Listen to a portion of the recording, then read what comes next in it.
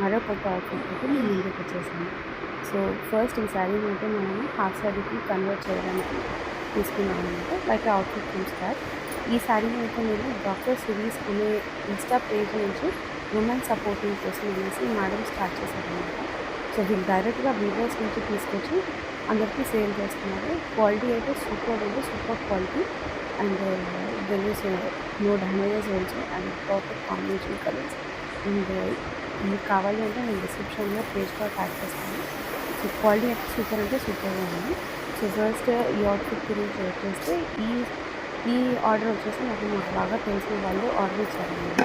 So, వాళ్ళ anniversary ఉంది. తన వైఫ్‌కి సర్ప్రైజ్ ఇవ్వడం కోసం అనేసి ఒక హాఫ్ సారీని డిజైన్ చేయమని అడిగారనమాట.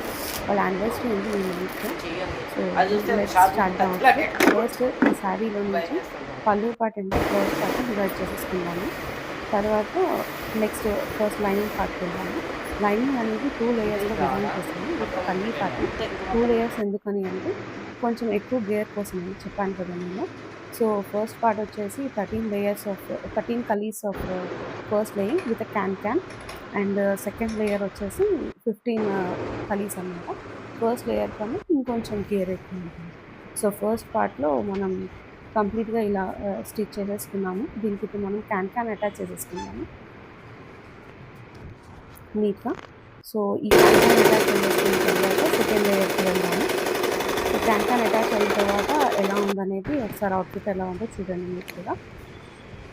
గేర్ అనేది ఎలా కనిపిస్తుంది అని. సో, అదే అంటున్నాను కదా! వాల్యూమ్ అనేది చాలా అంటే చాలా పర్ఫెక్ట్‌గా వచ్చేసింది. దీని తర్వాత మెయిన్ ఫ్యాబ్రిక్‌కి వెళ్దాము.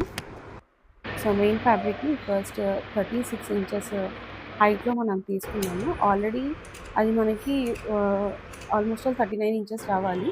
సో, బెల్ట్ పార్ట్ వచ్చేసి 3 ఇంచెస్ ఉంటుంది కాబట్టి మనం ప్రెజెంట్ 36 ఇంచెస్ తీసుకున్నాము. వితౌట్ ఇదనమాట అండి.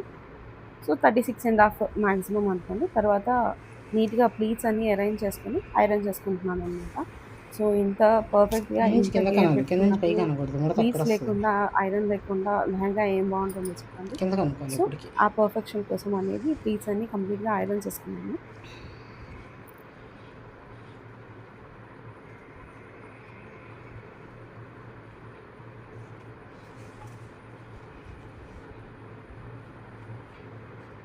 వన్ బై వన్ ప్లీటింగ్‌లో కొంచెం కష్టమే అనుకోండి. కానీ చేయాలి మనము చెయ్యను. నీట్‌నెస్ కోసం, పర్ఫెక్షన్ కోసం అనేది. ఇలా పర్ఫెక్ట్‌గా మనం ఫస్ట్ అరేంజ్ చేసుకొని అన్ని ప్లీట్స్ ఒకేసారి కాకుండా ఎవరైనా హెల్ప్ ఉంటే మనకి ఇలా ఎవరైనా మనకి హెల్ప్ చేస్తుంటే మనం ఐరన్ చేసుకోవచ్చు. ఇక్కడ పేపర్ పెట్టి ఎందుకు ఐరన్ చేస్తున్నాను అందరూ అడగొచ్చు. బట్ పట్టు కదండీ! డ్యామేజ్ ఎక్కడ అవ్వకుండా ఉండాలి.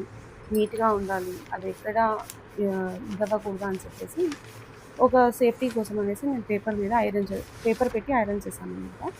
సో, ఇలా పేపర్ పెట్టి ఐరన్ చేసిన తర్వాత స్టిచ్చింగ్ అయిన తర్వాత దీని లుక్ ఎలా ఉందో ఒకసారి చూసేద్దాము. టైమర్ ఇక్కడ చూస్తున్నారు కదా మీరే. ఈ లెహంగా ఎలా వచ్చింది అనేది మీరే చెప్పండి. నాకు అన్నీ కామెంట్ పడుతున్నాయి. సెక్షన్‌లో అక్కడ తప్పకుండా ఉండు. పర్ఫెక్ట్‌గా ఫిట్టింగ్ వెనకే వచ్చిందా కవర్ రాలేదా చేయను. అనేసి. డోర్ వే.